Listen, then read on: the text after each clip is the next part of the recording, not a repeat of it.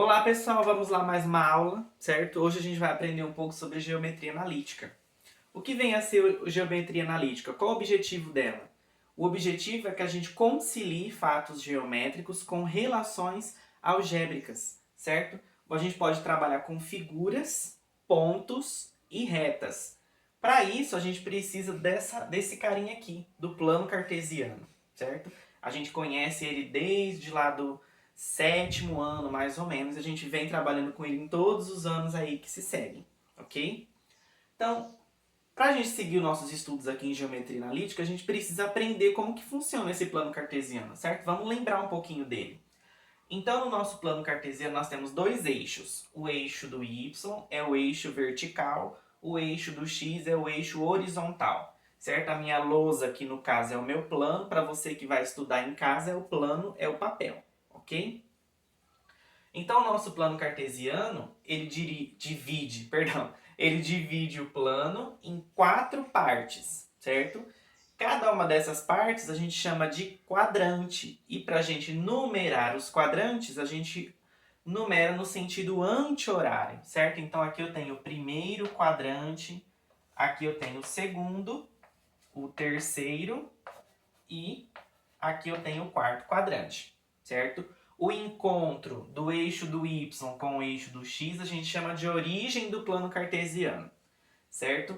Também a gente pode chamar o eixo do x de eixo das abscissas e o eixo do y a gente pode chamar de eixo das ordenadas, certo? Mas fica muito mais fácil a gente chamar eixo do x e eixo do y, certo? Tranquilo. A gente percebe aqui que para a esquerda, para a direita, perdão, do eixo do x nós temos os valores positivos. À esquerda nós temos os valores negativos.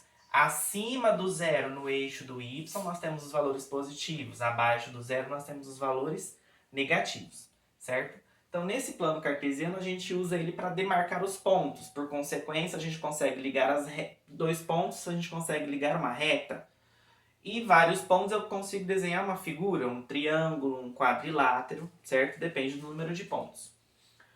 Como que funcionam essas coordenadas cartesianas? Então, a um ponto eu consigo associar coordenadas cartesianas, x e y, certo? E as coordenadas cartesianas nós conseguimos associar a um ponto. Genericamente eu vou representar aqui de P e as coordenadas x e y, certo? Por que coordenadas x e y? Aqui os valores de x podem assumir qualquer valor, desde valores positivos até valores negativos, tanto os de x quanto os de y, certo? Para a gente representar, tem diferença se eu inverter, colocar o valor de y primeiro e o de x depois? Sim, vai fazer muita diferença, certo? Então, necessariamente, primeiro eu represento o valor de x, segundo eu represento o valor de y, certo? Por exemplo, vamos fazer um exemplo rapidinho aqui. Eu tenho o ponto A. As coordenadas do ponto A vão ser 2 e 3. Como que eu marco esse ponto no plano cartesiano? Primeiro eu vou olhar a posição de x. 2 positivo. Tá aqui. Depois eu vou olhar a posição de y. 3 positivo. Então eu vou subir 3 unidades no eixo do y. Certo? A partir do ponto 2. Da posição 2. Então, aqui em cima está o meu ponto A. Ele se encontra onde? Ele se encontra no primeiro quadrante.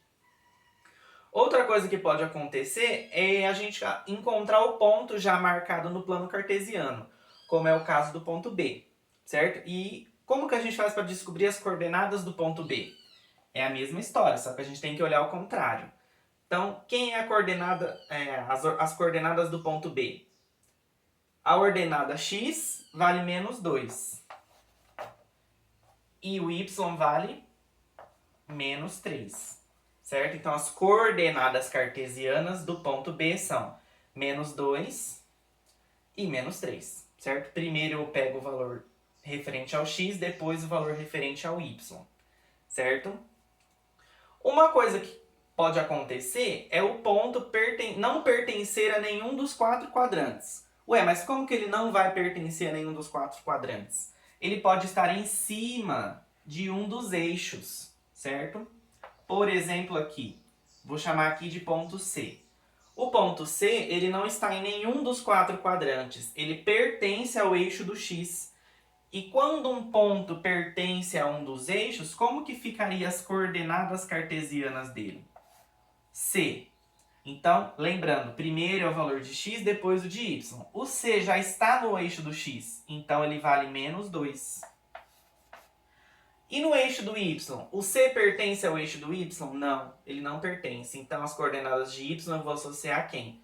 A 0, certo? Esse ponto ele pertence ao eixo do x. Ele não está nem para cima nem para baixo, certo? Ele não é positivo nem negativo. Ele só está em cima do ponto 2. No caso do ponto D, vamos chamar aqui, ele pertence ao eixo do y. Então, como que a gente escreve as coordenadas cartesianas desse ponto D? Qual o valor correspondente no eixo do x do ponto D? Ele corresponde a 0, certo? Essa é a projeção dele aqui. 0 para x. E ele está onde no eixo do y? Ele está no ponto 1. Certo? Então, quando um ponto não está nem em nenhum dos 4 quadrantes, ele se encontra onde? Em cima do próprio eixo, certo? Então, ele não pertence a nenhum dos 4. Ele pertence ao eixo. Aqui ele pertence ao eixo do x, aqui ele pertence ao eixo do y, certo? Bom, espero que eu tenha ajudado. Fiquem ligados aí para a próxima aula, certo?